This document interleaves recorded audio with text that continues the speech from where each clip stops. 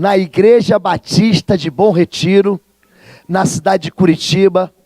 E eu quero convidar você que nos assiste pela internet, que participe no culto com a gente.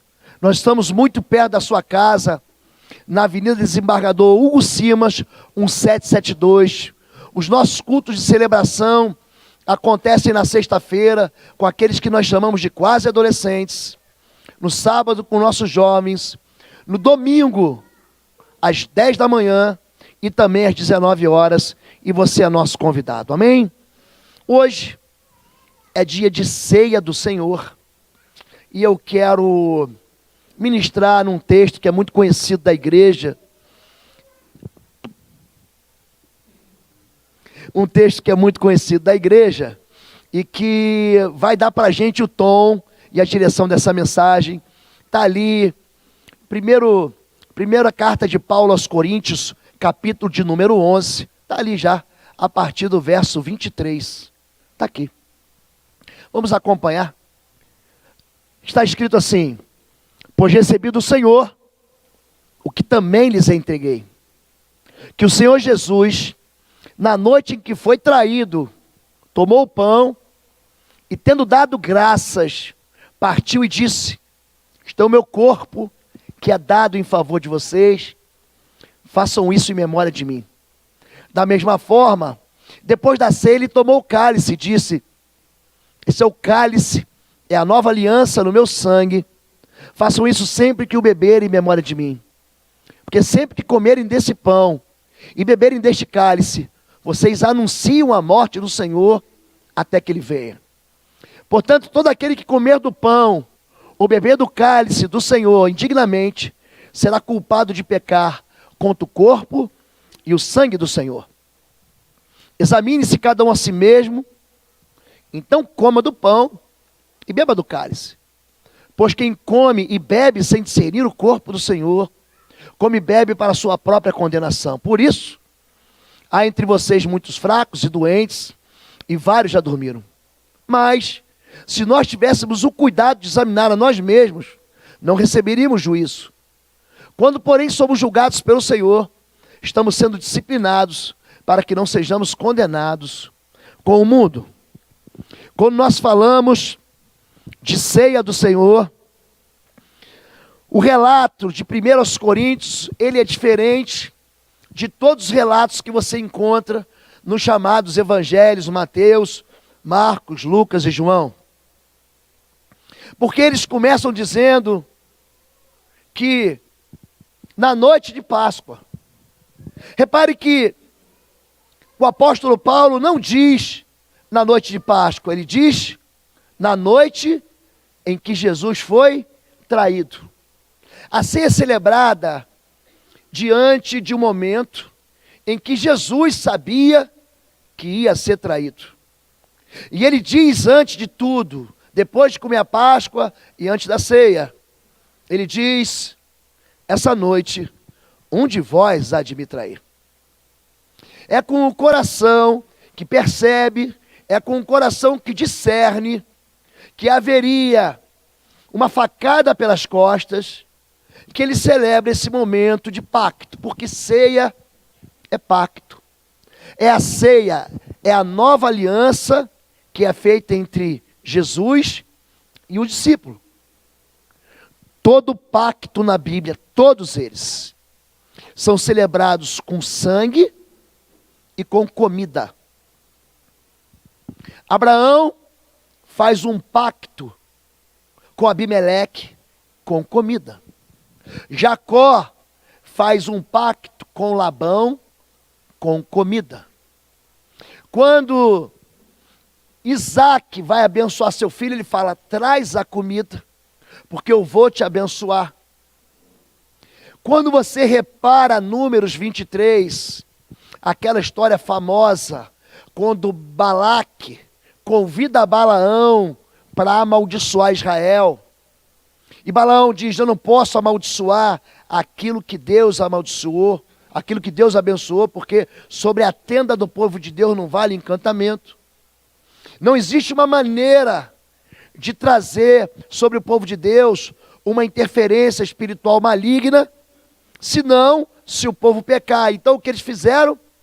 Celebraram uma grande festa, e o povo se assentou para comer e beber com os deuses moabitas. Então vem uma grande praga sobre Israel. Todo pacto é celebrado com alimento. E Jesus, ele não faz diferente. Ele pega o pão e ele pega o vinho. Existe uma ideia de que o alimento, na cabeça do judeu, ele produz pureza. Você come para ter prazer. O judeu come para se purificar. E eles têm 7 alimentos. E esses 7 alimentos, eles entendem que comendo a tâmara, o trigo, a cevada, o uvo, a uva, ele vai de alguma maneira purificar a vida dele. Eles estão preocupados inclusive em lavar as mãos. O judeu não come e não bebe sem lavar as mãos. E eles perguntam para Jesus: por que os seus discípulos comem e bebem sem lavar as mãos? E Jesus diz que o que mata não é o que entra pela boca, mas é o que sai. Que a contaminação está dentro do coração do homem. Os assassinatos, as invejas, os adultérios, eles são guardados, a sede deles é o coração do homem. Então, aquilo que você come, desce pelo ventre, não se preocupe com isso. O apóstolo Paulo, no capítulo 10 de 1 Coríntios, nós lemos o 11, ele está preocupado, por quê? Porque tem uma turma ali na região de Corinto. Corinto é a cidade, naquele tempo, Roma, ela governava aquele mundo conhecido, e era o entreposto comercial, era a rota entre Roma e o Oriente. Então todo mundo passava ali. O apóstolo Paulo, quando ele funda, estabelece a igreja em Corinto, ele não está brincando. Quando Jesus, por que ele coloca a sede do ministério de Cristo em Cafarnaum? Porque ali é um porto. Todo mundo entra, todo mundo sai, o mercador chega e leva notícias. Essa semana, um dos candidatos à presidência sofreu um atentado. Antes de aparecer, que ele recebeu a facada, antes de aparecer, na televisão, eu já tinha recebido uma mensagem no meu WhatsApp. A notícia ela espalha rápido, por quê? Porque o mensageiro leva. Por que que os ministérios são estabelecidos em cidades chaves? Porque ali Jesus fazia milagres. Foi ali que ele curou o servo de Cafarnaum à distância. Foi ali que aquela mulher, com fluxo de sangue há 12 anos, toca na veste de Jesus e ela é curada. Então a notícia saiu, olha, tem um Galileu aqui. Tem um Jesus Nazareno, mas que está aqui, e ele é parente, ele é cunhado, ele é amigo, de Pedro, que era a cidade de Pedro. Cafarnaum, Naum é misericórdia, significa a cidade da misericórdia. As pessoas sabiam contando as notícias do evangelho, de que havia um homem que perdoava pecados e fazia milagres. Corinto funcionava do mesmo jeito. E Corinto, ela é estabelecida como um local de pregação. O apóstolo Paulo fica lá 1 ano e meio. É uma cidade extraordinária. Era uma cidade riquíssima. Mas havia um templo de adoração de uma deusa chamada Afrodite. Era um povo mergulhado na imoralidade. Então esse templo tinha 1000 prostitutas cultuais, que num determinado dia da semana desciam e ofereciam os seus serviços para todo mundo que morava na cidade. E a igreja, ela cresce nesse ambiente de imoralidade, de divisão. Quando o apóstolo Paulo escreve a carta aos Coríntios, ele está falando isso. Olha, existe divisão dentro da igreja. Uns dizem, eu sou de Paulo, outros dizem, eu sou de Apolo, e outros dizem, eu sou de Cefas. Está por acaso o corpo dividido? E é com essa visão que ele traz uma maneira certa de você celebrar a ceia. Porque eu recebi do Senhor. Paulo, ele não convive com o Senhor. Quem convive com o Senhor? Pedro, João, Tiago. Esses escritores da Bíblia, eles viram Jesus e tocaram em Jesus. João, na primeira carta, ele diz: aquilo que meu olho viu e que minha mão tocou do verbo da vida. Ele não está contando porque ele ouviu falar. Ele está falando porque ele experimentou. Ninguém me disse quem era. Eu sei quem ele era. Eu vi, eu encostei, eu coloquei a minha cabeça no peito de Jesus. João sabe do que está falando. Paulo, ele não recebe a notícia do Evangelho através dos discípulos. Ele recebe através do Senhor. E ele fala: eu recebi, eu ensinei para vocês o que eu recebi do Senhor. Na noite em que ele foi traído, ele tomou o pão e tomou o cálice. O que é a ceia do Senhor, gente? Esse culto é o mais singular de todos os cultos.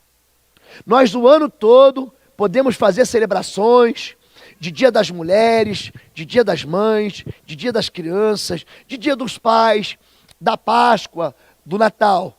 Aliás, teremos uma festa maravilhosa no Natal e você é nosso convidado para participar da celebração. A Giane, a irmã Giane, ela está coordenando todo o evento e está trazendo todos os movimentos de teatro, de adolescente, de jovem, de música, de coral, para coordenar uma festa maravilhosa que você e nós vamos experimentar aqui ao final do ano. Mas a ceia é o único culto em que nós temos pelo menos uma vez por mês, em que nós paramos a rotina da igreja. E eu quero transmitir aquilo que o apóstolo Paulo transmitiu, para que a gente saiba o que a gente está fazendo aqui. O que eu estou fazendo? Por que eu celebro a ceia? O que é a celebração da ceia? Para uns é justamente isso. É um dia de festa. E nós aqui celebramos mesmo, pastor. Nós nos alegramos por causa da obra de Cristo na cruz. Então, nós entendemos que a ceia é uma festa. Tem gente que acha que não. Diz que a ceia é um momento de contrição, porque nós nos lembramos. Nós fazemos uma referência de memória ao passado. Nós nos lembramos que Cristo morreu. Então é um momento de autoavaliação, de arrependimento, de quebrantamento. É um momento em que eu compareço à mesa do Senhor, com o meu coração condoído por causa dos meus pecados. Então é um momento de reflexão. Tem gente que acha que não é nem celebração e festa, e nem contrição, mas é um tempo de comunhão. Inclusive, alguns chamam a Santa Ceia de comunhão. Vamos lá para a comunhão.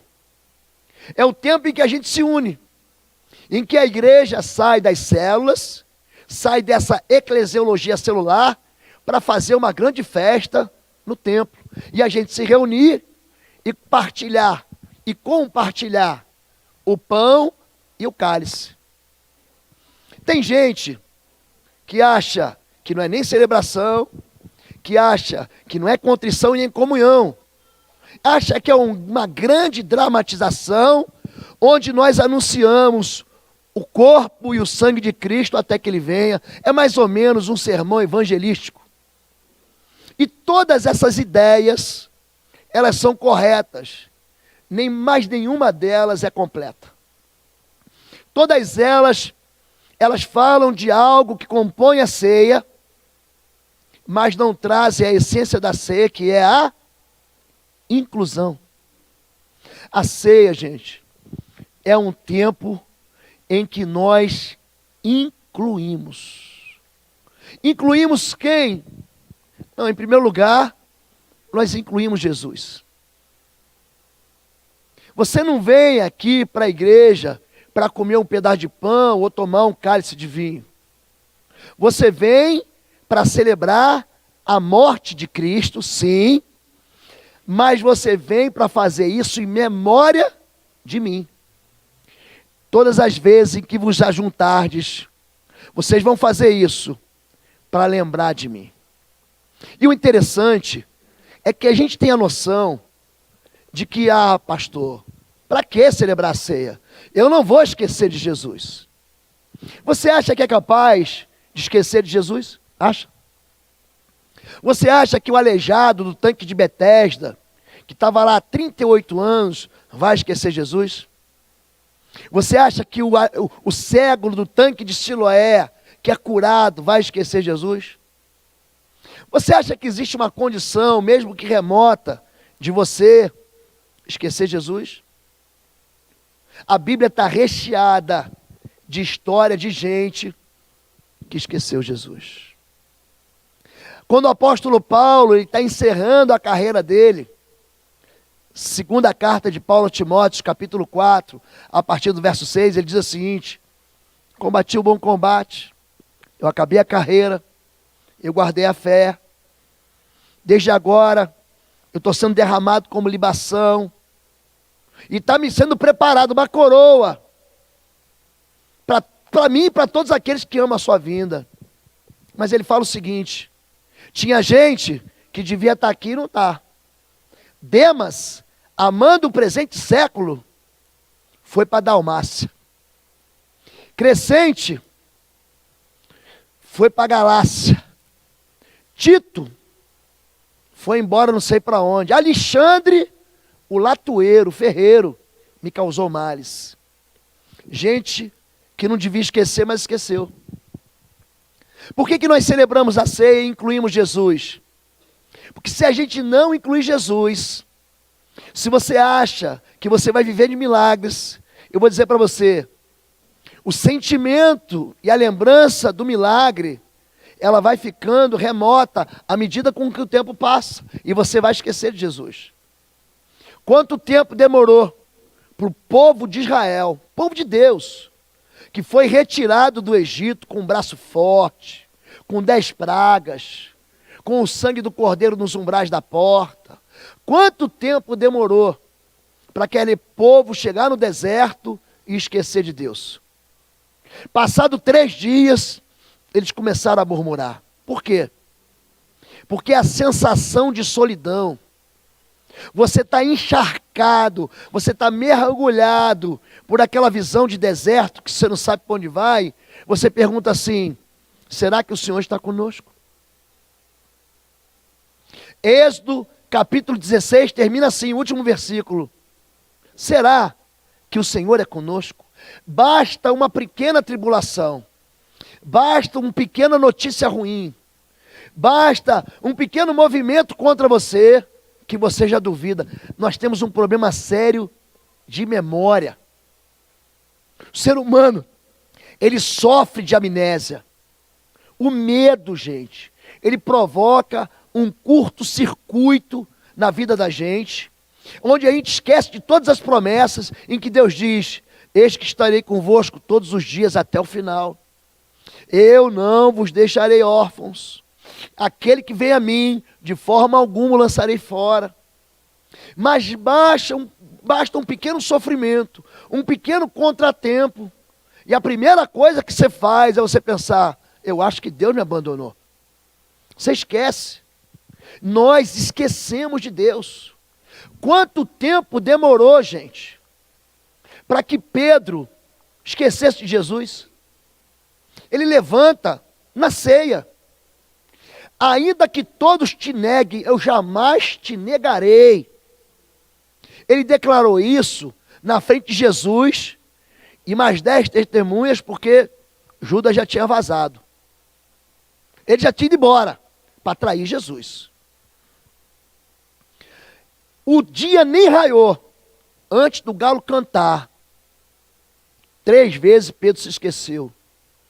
Você é Galileu, sou não. Você é?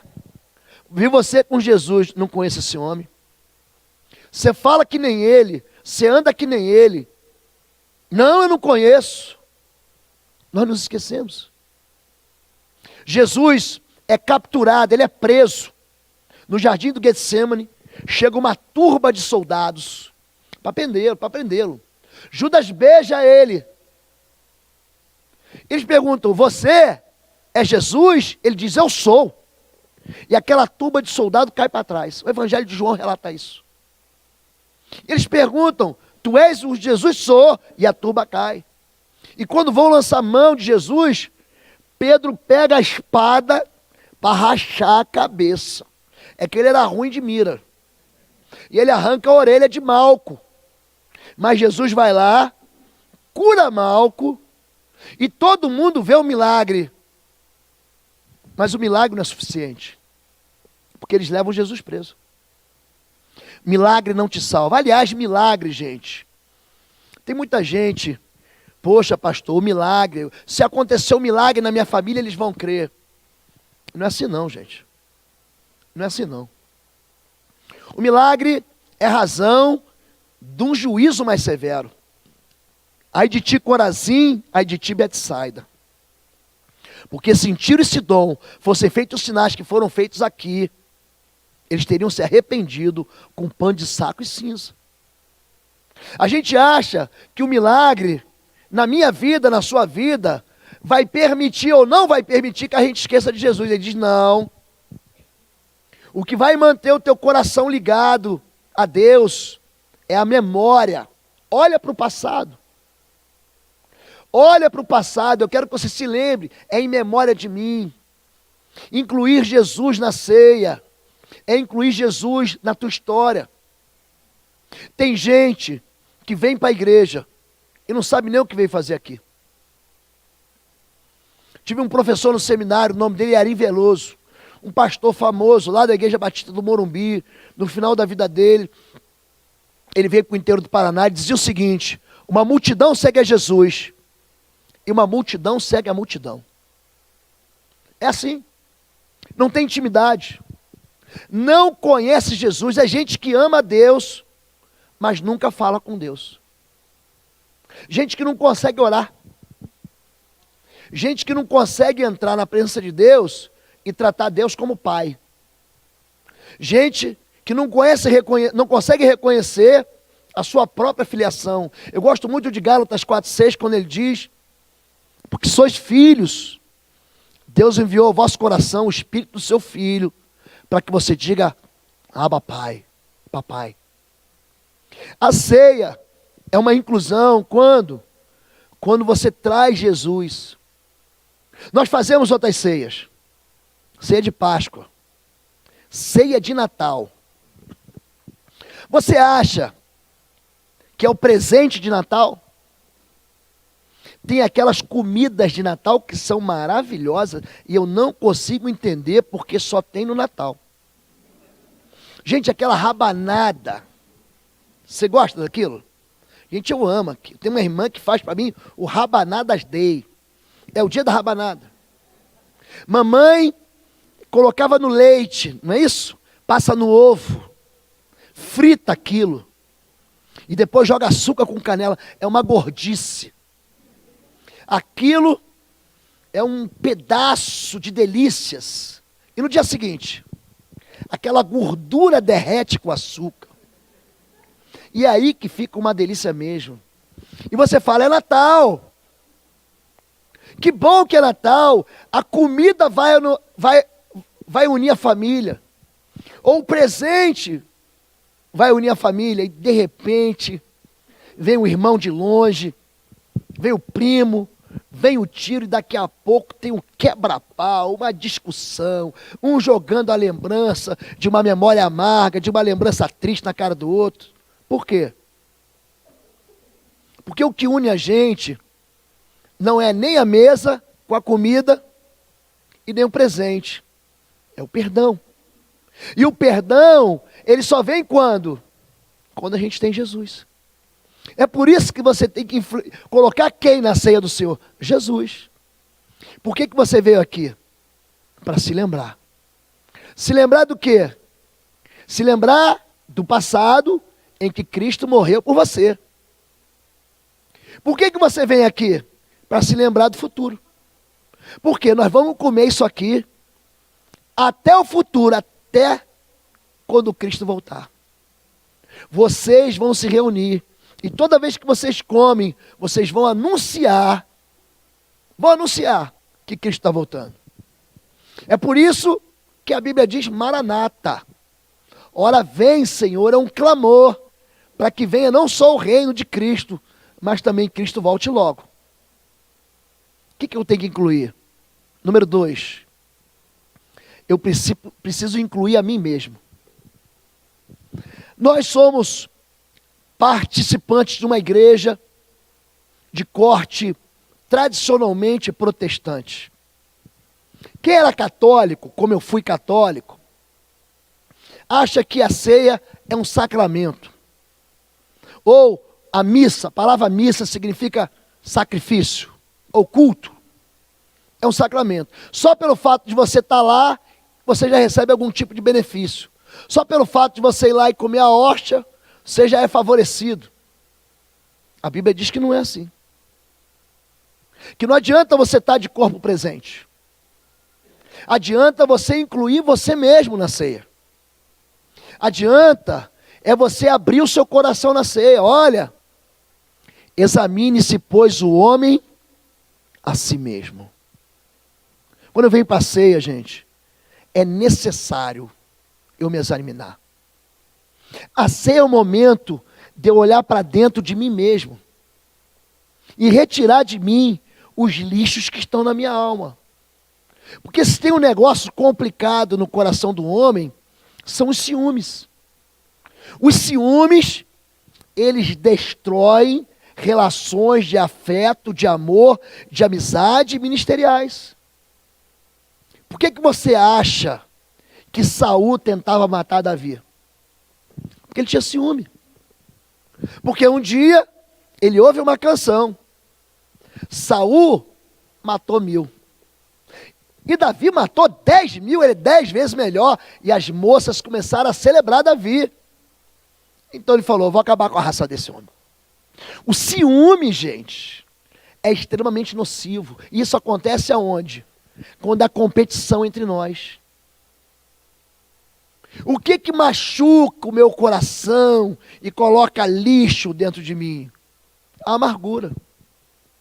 Eu não perdoo. O que ele fez não tem perdão. E o coração do amargurado, a vida dele, ela se torna uma vida mesquinha, pequenininha. O mundinho dele é desse tamanho. O homem fica zangado em casa. E a mulher já sabe disso. E os filhos percebem que alguma coisa está errada. E quando o marido chega em casa, vai para o quarto que papai está nervoso. E ele faz um bico desse tamanho, e fica de tromba, e não fala durante um dia, 2 dias e uma semana, porque eu quero que concorde comigo. O amargurado, ele tem que ter razão. O amargurado, ele exige que você peça perdão, mas ele não pede perdão para ninguém. O amargurado é alguém que sempre vai cobrar a dívida e vai dizer assim, você pecou contra mim. Isso é lixo. Porque a amargura vai te levar ao estresse, que vai te levar à tristeza profunda, que vai te levar à depressão, que vai te levar à síndrome do pânico, que vai te levar a um transtorno bipolar, que vai te levar a um transtorno de humor. Por que nós somos levados a dentro desses calabouços emocionais malignos? Por quê? Porque a gente não limpa o coração. Você sabe como é que se resolve a questão da amargura? Mateus capítulo 18, Jesus diz assim, se o teu irmão pecar contra ti, vai entre ele e ti somente. Sabe o que a gente espera? A gente espera que o irmão venha pedir perdão. A Bíblia não diz isso. A Bíblia diz que você deve ir até ele. Você sabia que você me pecou contra mim? Você sabia que aquilo que você fez contra mim me machucou, me magoou, me agrediu?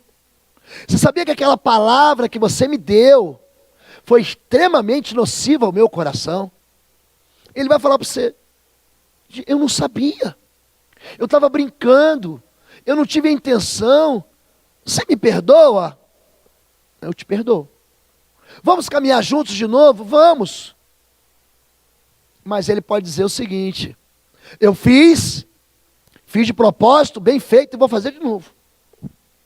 Aí você fala, então peraí que eu já volto. Aí você vem, pega 2 testemunhas, e depois, se o coração dele endurecido não se dobrar, você leva para a igreja. E Pedro diz, já sei, essa prova do Enem, essa questão eu vou passar. Se o meu irmão pecar contra mim 7 vezes, eu perdoarei. Jesus diz, não te digo 7, mas 70 vezes 7.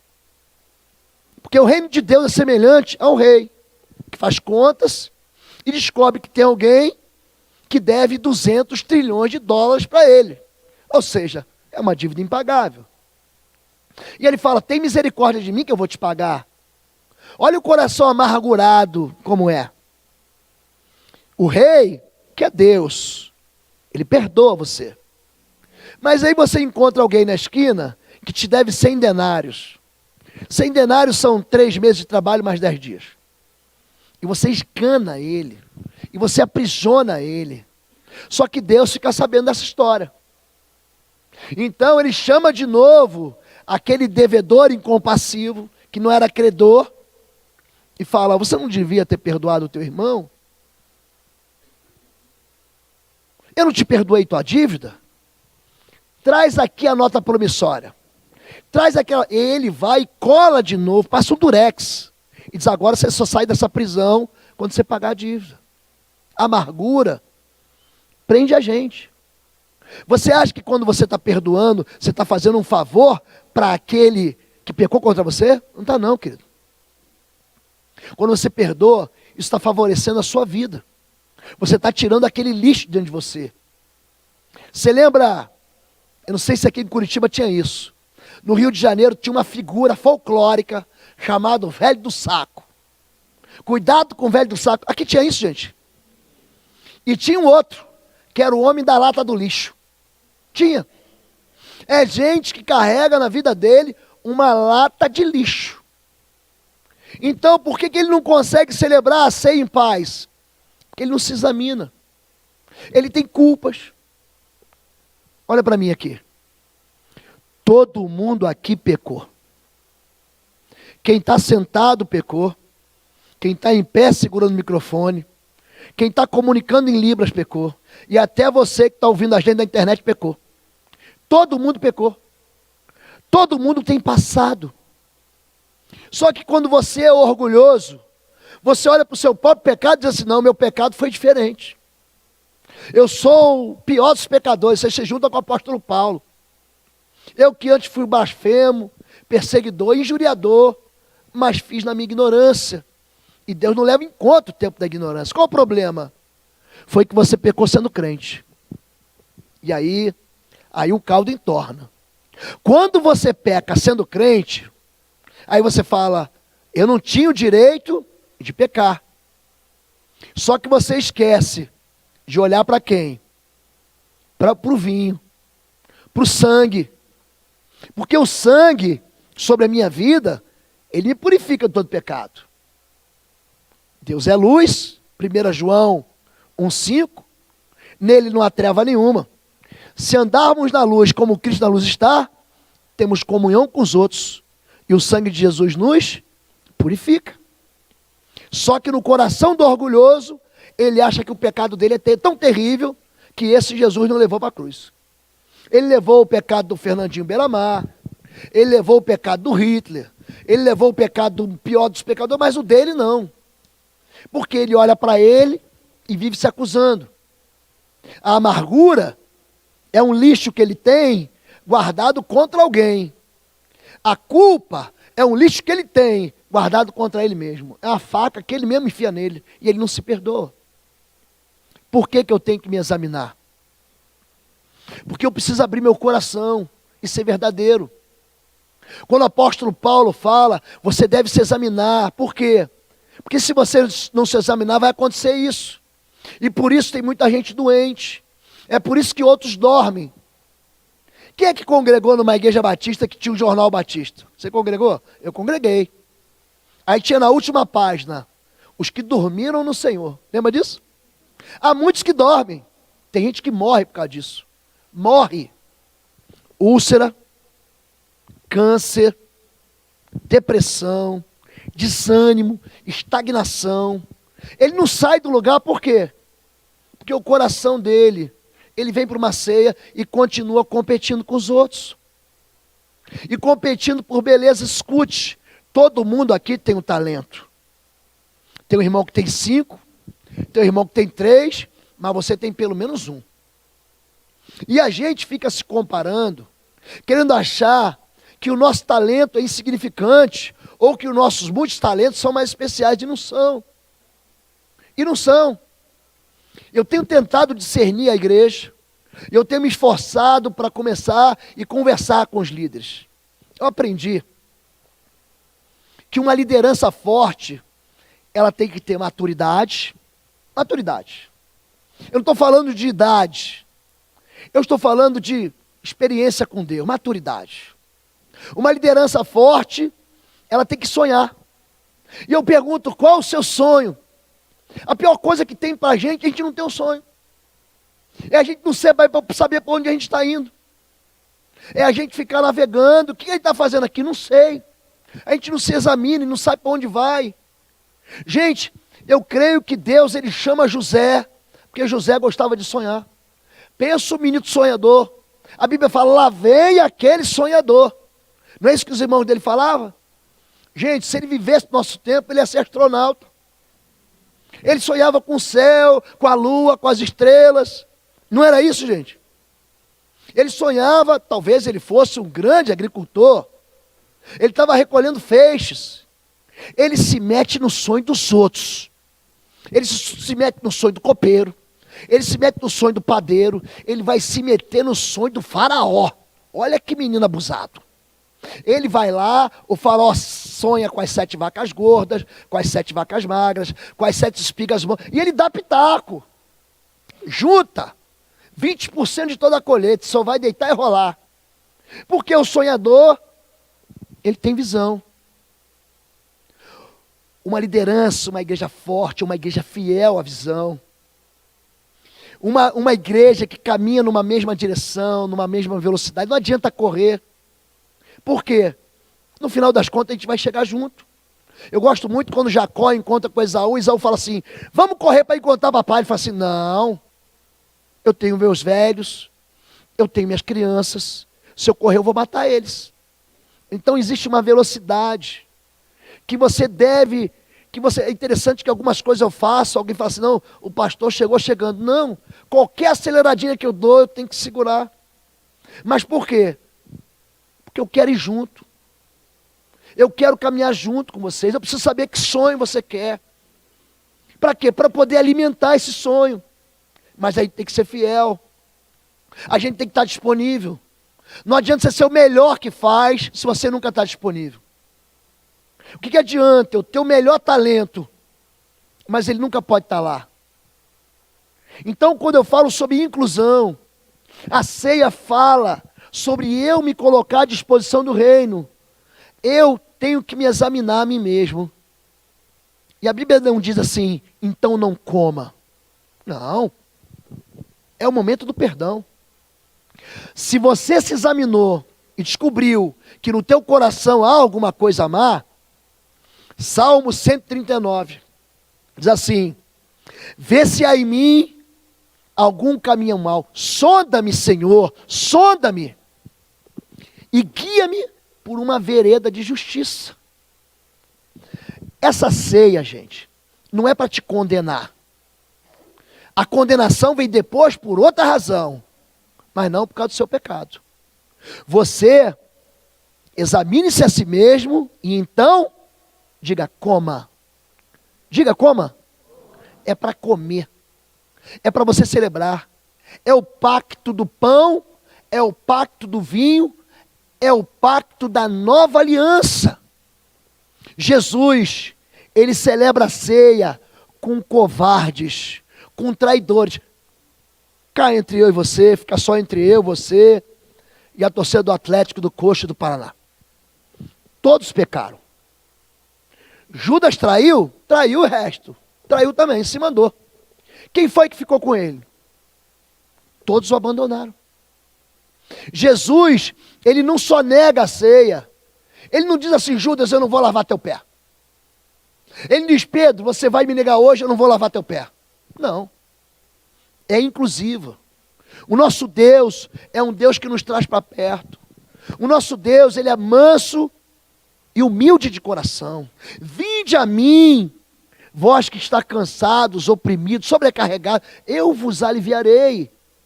O nosso Deus é um Deus que quer trazer a gente para perto. Além de eu incluir Jesus, eu tenho que me incluir. E eu não posso ter uma flecha, um martelo de sentença contra mim, sem que eu tenha oportunidade de quê? De pedir perdão por aquilo que eu fiz. Agora, não termina aí. A ceia inclui mais alguém. O reino de Deus não é só eu e Deus. Sou eu, Deus e você. Por quê? Aquele que não discerne o corpo, olha bem, ele é culpado disso, de comer indignamente. O que é discernir o corpo, gente? Quem você acha que é o corpo de Cristo? É meu irmão, é você e sou eu. Nós fazemos parte de um só corpo. Eu tenho que incluir quem não está aqui. Existem homens e mulheres da IBBR. Existem homens e mulheres da sua família. Existem homens e mulheres e crianças do seu meio que deviam estar aqui e não estão. Por quê? Porque o coração se torna tão egoísta que eu quero ir lá, eu quero ouvir um bom louvor, uma boa palavra e depois eu vou dizer tchau. Não, não é isso. As células, elas funcionam para quê? Para aglutinar, para amalgamar. A igreja pode passar por um período de tribulação. A igreja pode passar por um período de provação. A igreja pode passar por um período de sofrimento, de dor. Mas é porque eu estou com você e você está comigo. É porque eu caminho ao seu lado e você ao meu lado, é que a gente não se desvia. 2 pastores falaram para mim assim: a Igreja Batista de Bom Retiro ama os pastores. Ama os pastores. Quando eu percebi que o meu irmão me ama, eu tenho que me lembrar daqueles que também eu amei e que não estão mais aqui. Quando eu insisto assim, gente, pega o telefone, pede perdão. Pessoas estão aqui e não estão mais por quê? Porque de alguma maneira foram agredidos, foram machucados, foram decepcionados, foram traídos, foram abortados. Eles também tinham sonhos, eles também tinham ministérios, eles também tinham algo para dar com os seus talentos e foram excluídos. Sabe quem vai trazer eles de volta? Você. Eu tenho me esforçado. Semana passada eu visitei 7 famílias, essa semana eu vou visitar 10. Mas eu sou um só. E um só não vai resolver. Jesus não andou só, ele chamou 12. A gente precisa um do outro. E é por isso que Deus tentou ensinar Caim. Caim, onde está o teu irmão? E Caim é tão cínico que ele responde a Deus: por acaso sou eu guardador do meu irmão? É claro que é, Caim. Você é responsável. Eu sou responsável. Eu vou dar conta da vida de vocês para o meu Deus. Isso é sério. Existe um peso de responsabilidade sobre os ombros do pastor, daquele pastor que caminha com a gente, do líder de célula que pastoreia o pequeno grupo. Existe isso. E quando a gente trabalha junto, quando eu e você nos importamos uns com os outros, gente, é tão simples se importar. É ligar na hora da dor, é visitar na hora do desespero, é chorar com os que choram. Você acha que existe resposta para tudo? Não existe. Existem sofrimentos inexplicáveis. Existem perdas que não há o que falar a não ser chorar. Existem momentos que a única coisa que você pode ter do lado da pessoa é um abraço. Eu lembro de um pastor de Campinas, da igreja do Nazareno. Meu filho Arthur teve câncer com 1 ano. Eu fiz amizade com esse pastor lá no Instituto Boldrini, meu filho tratou em Campinas. E a filha dele tinha um câncer na perna, no osso. Uma menina de 6 anos. E pensa num pastor assim, aleluiado, cheio de fogo. Pensa num homem assim, cheio de esperança no Senhor, cheio de fé.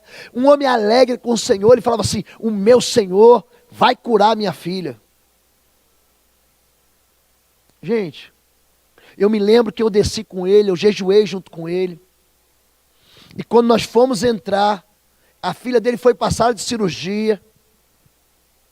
Ele falou assim para o médico: doutor, antes de fazer a cirurgia, faça mais um exame que eu sei que, meu Deus, curou o câncer. Aquela menina foi para a cirurgia e ficou mais 5 horas na cirurgia. O médico saiu, eu estava na cantina do hospital, junto com ele. E ele perguntou assim: e aí, doutor, Jesus salvou a minha filha? Salvou, mas ela perdeu a perna. Gente, aquele homem ficou tão decepcionado. E nós entramos juntos numa capela. E ele disse palavras para Deus que eu não posso nominar. E naquele momento eu não tinha o que dizer para o desespero daquele pai. Que a filha perdeu a perna. Não tinha o que falar. Eu só fiquei do lado dele. Eu chorei com ele. Com a agonia dele. 1 ano depois, eu reencontrei esse moço. E a filha dele já estava com uma prótese. Eu não fiz nada por ele, nada. Eu apenas chorei pela dor dele. Ele se encontrou comigo. Ele não abandonou o Senhor. E ele me deu um abraço e me agradeceu por aquele dia. As pessoas estão distantes. E basta você ligar. Basta a gente se importar. Queridos, não adianta vir para a ceia, achar que é o pão e o vinho. Não é. Entenda isso. Não é o pão que todo mundo come. O que importa é o todo mundo que come o pão. É isso que importa. É você estar comigo ou estar com você. É a história dos 3 mosqueteiros, que na verdade eram 4, né? Eu não sei porque que fala 3 mosqueteiros. Athos, Porthos, D'Artagnan e Aramis. Eram 4. E eles diziam: um por todos e todos por um. Na verdade é o seguinte: Deus trata um como se fosse todos e trata todos como se fosse um. Nós fazemos parte de um corpo. Eu preciso me importar, mas você também precisa se importar. Tem pessoas aqui que deveriam estar aqui, mas não estão, porque a gente não tem coragem de pedir perdão. Eu vou na casa das pessoas e eu vejo, de alguma maneira, que existe uma dor nela. Sabe o que eu faço? Gente, eu sou sacerdote. O sacerdote oferece ao Senhor sacrifício em favor do povo. E confessa os pecados do povo. Eu peço perdão. Eu nem fiz nada, mas a pessoa não gosta de mim. O que eu fiz para você? Não sei. Mas eu peço perdão. Caiu meu braço? Caiu o zóio do pastor? Não, mas eu peço perdão. Porque o perdão é que restaura tudo isso. Se você se humilhar, Deus vai te exaltar. Se você for lá, se você ligar, se você mandar uma mensagem, se você se importar, aquilo que é quebrado é restaurado. Quantas vidas são restauradas quando a gente inclui na ceia aqueles que não estão? Quando a gente diz: Deus, que saudade. Eu estou revendo aqui um irmão, eu revi essa semana passada, que eu não via há anos, e meu coração está cheio de alegria, porque eu amo ele estava longe da minha convivência. E às vezes a pessoa vem: não, mas eu me desviei, eu afastei porque eu pequei, e daí? Qual o problema? Deus não destrói vidas destruídas. O nosso Deus é um Deus de perdão. O nosso Deus é um Deus de restauração. Deus, ele começa de novo e de novo, como nós falamos na semana retrasada. Queridos, quando a gente celebra o pão e o vinho, normalmente os pastores falam: sabe o quê? Alguém deixou de receber os elementos? Você já ouviu isso? Quem já ouviu isso? Alguém deixou de receber os elementos? Eu vou contar uma notícia para você. Milhares deixaram de receber os elementos. Eu dou graças a Deus pela vida do Renato e da Neuza. Porque tem 10 milhares de surdos nessa cidade que vão poder ouvir o Evangelho aqui pela IBBR. Meu sonho é que haja um culto só para eles. Eu gostaria que o irmão Alan, que é nosso pastor, que fala espanhol, estabelecesse um culto para os espanhóis. E você que fala inglês, abra uma porta para que se fale inglês num culto para quem é inglês. Por quê? Porque o céu é um lugar aberto para gente de todas as tribos, todas as línguas e todas as nações. Esse sangue e esse corpo partido, derramado na cruz, ele veio para todo mundo. O apóstolo Paulo escreve aos Romanos, capítulo 1, verso 16, e diz o seguinte: o Evangelho é o poder de Deus para a salvação daquele que crê. Primeiro do judeu e também o do grego. É para mim, mas é para você. É para mim e é para quem está distante. É para mim e é para quem se afastou. É para mim e é para quem nunca conheceu Deus. É para mim e é para gente que devia estar e não está. É para mim e é para o meu amigo. É tão simples falar de Jesus. Mas nós nos incapacitamos, nós colocamos em nós mesmos uma mordaça, em que a gente fala, eu não sei falar, eu não sei dizer, então não diga. Mas você ama. Ama. Sabe como é que Daniel, Esdras e Neemias restauram? Neemias, ele restaura o muro. Esdras, ele restaura o templo. E Daniel restaura a esperança da saída da Babilônia, depois de 70 anos, através de uma revelação de Deus. Sabe o que todos eles fazem? Pega o capítulo 9 de Daniel, Esdras e Neemias. Há algo em comum no capítulo 9 de todos eles.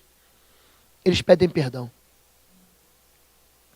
Eles pedem perdão pelos pecados dos seus pais, que eles permaneceram pecando. É a iniquidade, é a transgressão. E eles falam, os nossos pais pecaram. Quando você vem para a ceia, o teu coração tem que estar limpo, mas você também tem que se esforçar para limpar o coração de quem está do teu lado. Porque aquele que não discerne o corpo, ele vai comer para a sua própria condenação. Gente, por que a gente se reúne aqui? Para a gente incluir Jesus, a nós mesmos e aqueles que estão longe da gente. Eu estou orando a Deus, orando ao Senhor, para que os nossos cultos sejam cultos inspiradores. Eu estou orando a Deus, para que o Espírito de Deus, derramado no meio da igreja, fale com a igreja, porque aquele que tem ouvido deve ouvir o que o Espírito diz. Para que haja convencimento do pecado, da justiça e do juízo. Para que essa igreja seja um lugar de acolhimento. Para que as nossas células sejam momentos de lares edificados, onde nós celebramos a vida nova, onde nós oramos uns pelos outros, onde nós partimos o pão um com o outro, onde nós dizemos um para o outro, isso é importante para mim. A minha oração é que você seja atingido profundamente pelo Senhor, e a alegria de Deus contagie a sua casa, e a sua casa, a sua vida, a sua história, o seu futuro, seja um futuro onde você anuncia a Cristo até que Ele venha. Portanto, Maranata, ora vem, Senhor. Amém, queridos? Que bom que você veio, eu estou muito feliz. Eu estou feliz porque você veio, e eu estou feliz porque eu posso participar com você da ceia. E eu quero fazer algo diferente. Eu não vou mudar nada. É só hoje, tá bom? eu quero dizer algo para você no que eu vou fazer. Eu vim para servir você. Você pensa que eu vim aqui para mandar alguma coisa? Eu não vim, não. Eu vim para servir. O papel do pastor é servir ao rebanho. O papel do pastor é socorrer o rebanho. Eu vou gastar a minha vida. Eu vou gastar meus ossos. Eu vou dar minha pele. Eu vou dar minha carne. Eu vou dar meu músculo para que você seja apresentado diante do Senhor, imaculado, purificado, santificado, e que essa igreja seja uma bandeira nessa região e nessa cidade, da presença do Senhor, uma igreja que celebra o pacto com Jesus todos os dias. Eu tenho conversado com Deus seriamente, a respeito de vocês. Eu tenho orado de joelhos por vocês. Tenho orado pela sua família. Eu tenho orado pelos seus filhos e pelos filhos dos seus filhos. Nós temos que preparar uma geração. Nós temos que preparar uma geração que vai nos substituir. Daqui a pouco, a nossa vida vai acabar. Vai acabar. É como um sopro, é como um vapor, é como a erva que um dia nasce e no outro dia é lançada no forno. Sabe como é que nós vamos ensinar?